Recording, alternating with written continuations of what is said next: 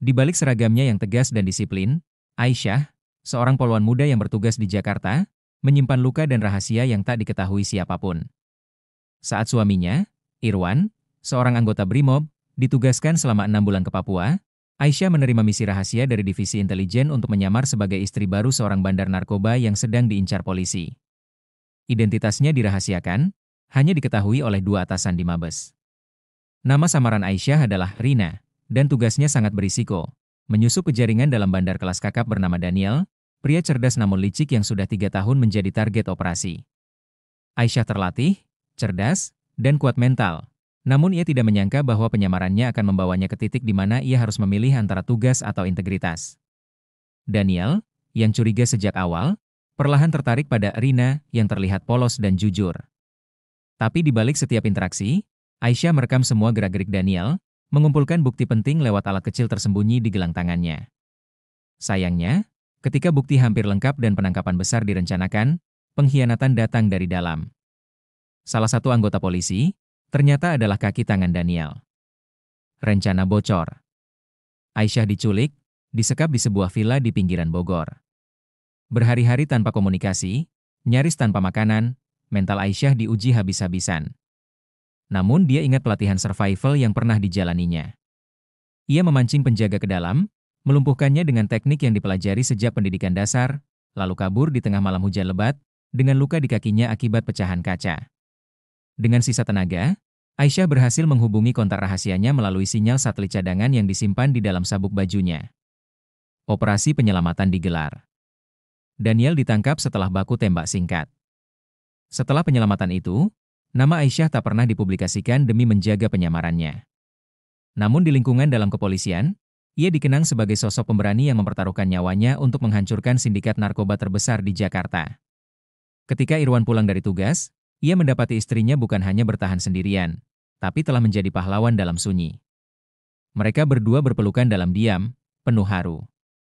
Tidak ada yang tahu kisah lengkapnya, kecuali Aisyah, Tuhan, dan catatan rahasia operasi yang kini terkunci rapat di arsip intelijen negara. Setelah operasi rahasia yang nyaris merenggut nyawanya, Aisyah kembali berdinas seperti biasa di Polres Jakarta Selatan. Namun dalam dirinya, luka itu belum sembuh sepenuhnya. Ia sering terbangun di tengah malam, keringat dingin membasahi tubuhnya, bayangan wajah Daniel yang menatapnya tajam sebelum digelandang ke sel tahanan masih membekas kuat dalam ingatan. Irwan, yang telah kembali dari Papua, mencoba mengembalikan suasana hangat di rumah tangga mereka. Tapi Aisyah kini bukan wanita yang sama seperti saat Irwan pergi.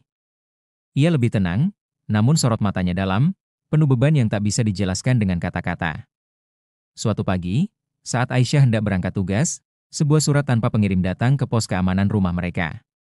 Isinya hanya satu kalimat, permainan belum selesai. Awalnya Aisyah menganggapnya sebagai bentuk intimidasi biasa, tapi 2 hari kemudian, mobil pribadinya dibakar oleh orang tak dikenal saat diparkir di depan kantor. Penyidik menemukan bensin dan sumbu api yang diduga sengaja dipasang, tapi tidak ada CCTV yang merekam pelaku. Atas insiden ini, Aisyah dipindahkan ke unit Krimsus, kriminal khusus, dengan pengamanan ekstra. Ia pun menyadari bahwa jaringan Daniel belum sepenuhnya mati. Ada orang lain yang melanjutkan jejaknya. Operasi baru dibuka, bernama Bayangan Hitam. Kali ini, Aisyah tidak menyamar sendirian. Ia tergabung dalam tim berisi 5 anggota khusus pilihan yang semuanya memiliki latar belakang di bidang intelijen dan forensik digital. Mereka memburu jejak transaksi mencurigakan dari salah satu rekening milik Daniel yang ternyata terus aktif meski pemiliknya di dalam tahanan. Transaksi itu membawa mereka ke nama baru, Reza Maulana, pengusaha muda yang sering tampil di media sebagai dermawan, namun diam-diam adalah penyelundup senjata dan pendana jaringan narkoba.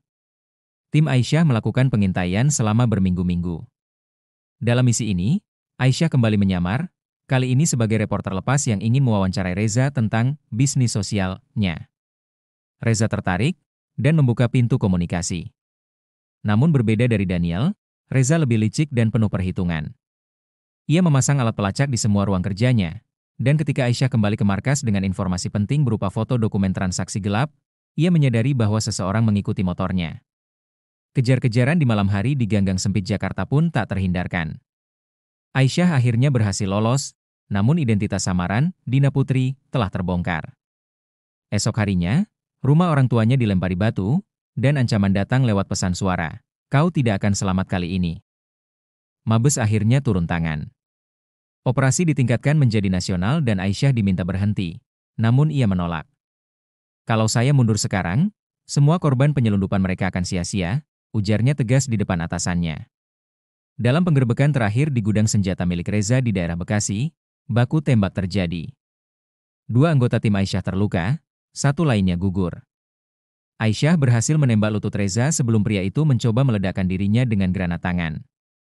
Reza ditangkap hidup-hidup, dan akhirnya mengakui bahwa dia adalah adik tiri Daniel, menyusun rencana balas dendam sejak kakaknya ditangkap. Operasi Bayangan Hitam sukses besar, namun menyisakan luka dalam bagi Aisyah. Ia kembali ke rumah, memandang suaminya yang diam-diam selalu berdoa di balik layar. Mereka tidak berbicara malam itu, hanya duduk bersebelahan di teras rumah, memandangi langit yang tak sepenuhnya gelap, karena bagi Aisyah, kebenaran itu seperti bintang, selalu ada, walau kadang harus dicari dalam gelap. Kini, namanya dikenang dalam senyap, bukan sebagai korban, tapi sebagai pejuang. Dan meski kisahnya tak pernah tayang di layar TV atau viral di media sosial, Aisyah tetap berdiri tegak, karena keberanian sejati tak butuh panggung, hanya keyakinan bahwa apa yang ia lakukan adalah benar.